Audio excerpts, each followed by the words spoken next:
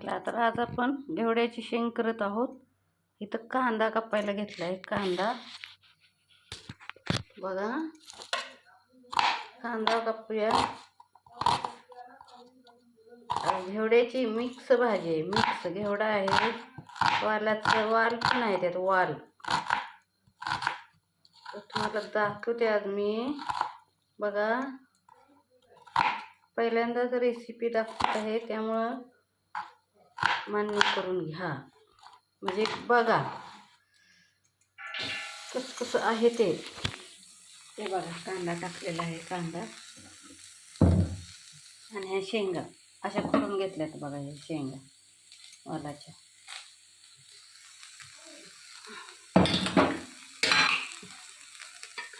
तेल काही मी जास्त घालणार नाही आहे. तेल काय जास्त चांगलं नसतं एवढं शरीराला, त्यामुळे तेल थोडंच घालणार आहे मी. थोडीशी चटणी ही का नाही भरपूर तिखट आहे, जास्त तिखट आहे एकदम. 2 चमचे टाकायला लागते. खूप तिखट आहे.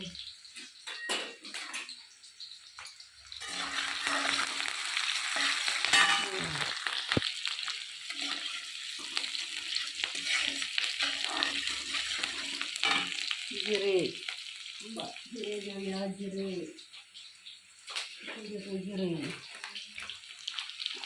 जरा टाकं. भाज्यांसाठी जिरं एक पडलं पायावरती. बाकी काय करणार नाही मी, साधीच करणार आहे. थोडंसं मीठ टाकायचं,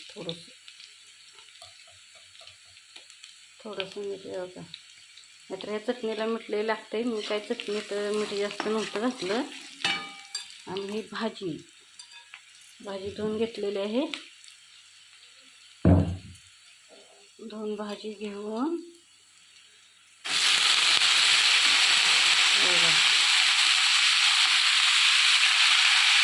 त्यात दाणे पण आहेत बघा. दाणे भरलेले आहे. भरलेले शेंगा बाई घेऊन आली. काय बोलायचं, कवळ्या आणल्याच नव्हत्या. मग त्यात मी घेवडे शेंग मिक्स केली.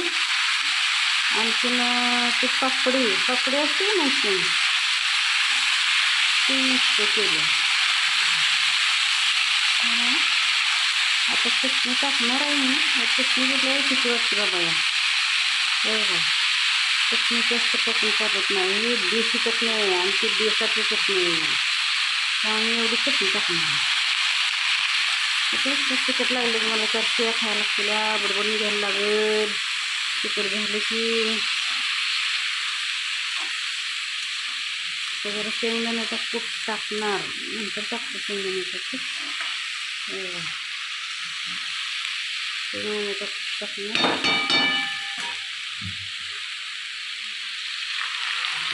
शेंगदाणा पण नाही जास्त टाकायचं. आता वाफेवर भाजी मस्त वाफ येऊ द्यायची. वाफेवरती शिजते भाजी छानपैकी. वाफेवरती भाजी काय तुझी. आता ह्याच्यावर हे झाकून ठेवायचं आणि मस्तपैकी भाजी होती. आता व्हिडिओ काढला भाजीचा व्हिडिओ काढला. मस्तपैकी शिजते. आता शिजल्यानंतर तुम्हाला भाकरीवर ठेवून दाखवीन भाजी. मग बघा व्हिडिओ.